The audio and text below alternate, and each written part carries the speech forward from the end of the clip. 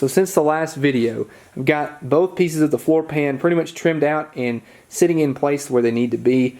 And normally if you're going to run everything else around it brand new, whenever you cut everything out, you wouldn't have to trim and finish everything up like I'm having to do right now. But since I'm trying to make things fit around original sheet metal like it is, I have to trim it. But you can see we've got our line pretty much right down the middle, all straightened out. So I'm going to trace out the frame rails from the bottom side, that way I can know where to drill the spot weld holes, and then we'll drop it back in here and we'll weld it in. And then after that, once all that's set in place, then we'll weld up this seam and then finish it up real smooth. I've got some seam sealer to work all the welds in areas like that, and it's going to go pretty well, I think. But it looks a lot better just sitting in there with the new trunk floor.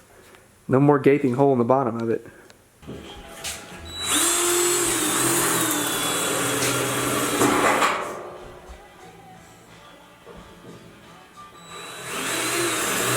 So as you just saw, Dad was drilling holes for me. These are for the spot welds, so when they go in the frame rail. What I did, I went back and ground them smooth where it had like burrs and everything on it. And then I took some weld through primer, and this is the bottom side actually, so it had bare metal here. So I painted it with this primer so that way it wouldn't rust. Here inside the car, I've done the same thing for the top side of the frame rails. And I've coated the frame rails themselves with POR 15. This is the semi-gloss black. And the inside of the quarter extensions, I got a little overspray on the quarter extension, it's okay. But anyway, you can see where I did the weld through primer. And I'll go back and touch up the frame rails. There's a few things I need to do. I want to do the rear axle with the POR 15. I think it looks really good once it dried. So we'll do all that. You can see how good it looks. I like it. I've never used this stuff before. Pretty messy if you're not careful with it. You can see I spilled a good bit. Don't get on your skin, because I definitely did, and it was all over me. So it took a lot of scrubbing to get it off.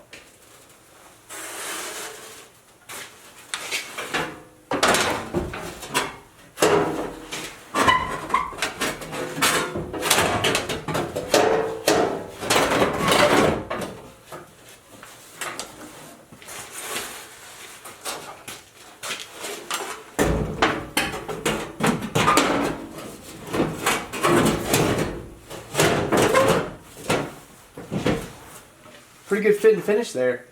Gonna lay a couple of sheet metal screws to hold them in place, then lay a couple tack welds like I said, and then we'll just start stitching up everything. We gotta go down the line, do all these spot welds here, and then weld up our seam in the middle, and we'll do that with spot welds the same. Just go back and forth so we don't burn through anything, hopefully.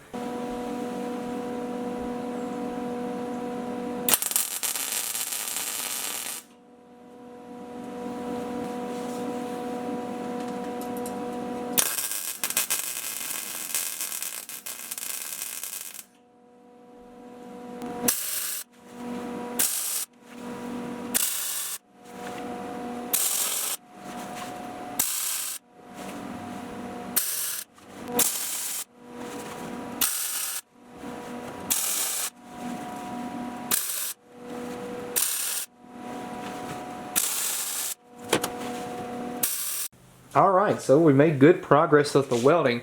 The next point, I finished up all the welding that goes along this right here in the split. So now we're going to start working on these spot welds. You can see I've already done a few. What I'm doing though is, because this kind of flexes and forms, you got to make it fit to the car. It's not going to be perfect like you expect it should be, but it's not going to happen like that. And that's because all these cars are different. So what I'm having to do is I will weld a spot weld, and I'll take a screw right here and drill a hole, screw it down to lay it flat. That way I can weld this one up here, and then once that's welded, drill a hole here, take the screw out, place it here, which means this is going to be laying flat because I've already welded it right here where it's going to lay flat, and then this side's going to bring it down even further too.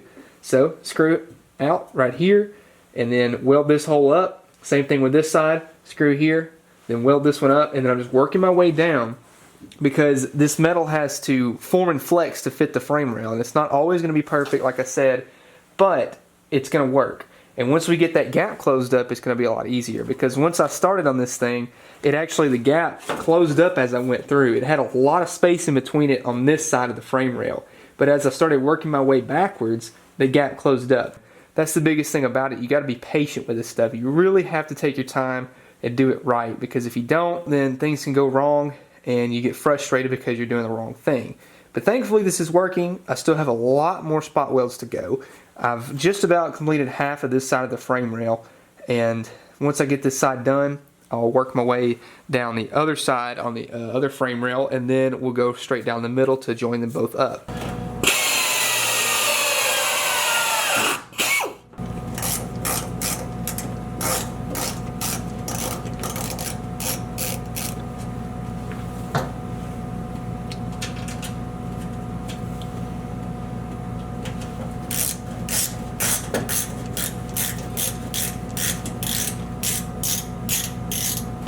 So as you just saw, drilled those holes, and then I removed those screws on both sides, and then put the screws and the ones behind it, so that way, like I said, drill up these holes now. Put my gloves back on when I weld up these holes, and in theory, now that I've screwed these down, it'll hold in place. That way I can move the screws back one more. And it's a tedious process, and it might not be the best process, but it is a process, and it sure does work for what I've been doing.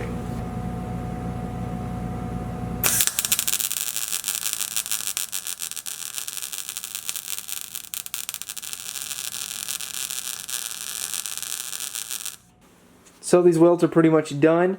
I can go back and grind these smooth because I'm no expert welder. I never claimed to be. Probably won't ever be, but I can weld just good enough. So it got the job done. We'll grind these smooth to make it look nicer, and it'll work. It'll be perfect. So that's the good thing about it. We can make these work and make it look better. Welding isn't something I've really practiced a lot before, but I got a lot of practice on this trunk pan, so I feel a lot more confident whenever I go forward.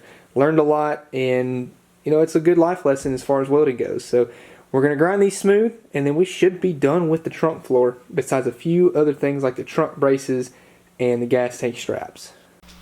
Alright guys, that's going to call the trunk floor done. We'll be able to actually hold things and have a gas tank here in the near future. The next thing I want to do is drop the rear axle like I've talked about. That'll be in the next episode. We're actually going to start on that right now. Also in the comments guys, please go easy on me as I'm new to all this welding stuff. I've done it before, just really not on this grand of scale, so just keep that in mind. I'm open to constructive criticism, so let's just try to be nice to old Dylan here because he hasn't really done a lot of welding. We're here to learn. I've learned a lot in how many hours I've spent welding this thing together. There's no telling how many hours I've put just doing it over the weekends as I can.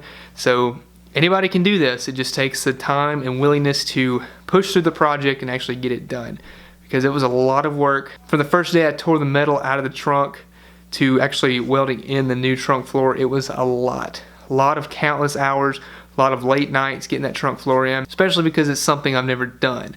I've patched panels before, but I've never actually replaced an entire trunk floor like I did in this car.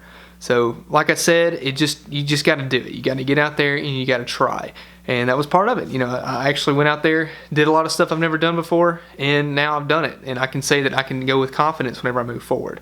So anyways, that's going to be the end of the video. So thank you guys for watching. If you liked the video, please leave a like down below. If you have any questions for me, feel free to leave a comment. You can send me an email as well, be at the very end of the video. Also, to that same email, please send me your projects, a little picture in the description. Order your t-shirts and your stickers, guys. Thank you so much again, and I will see you in the next one.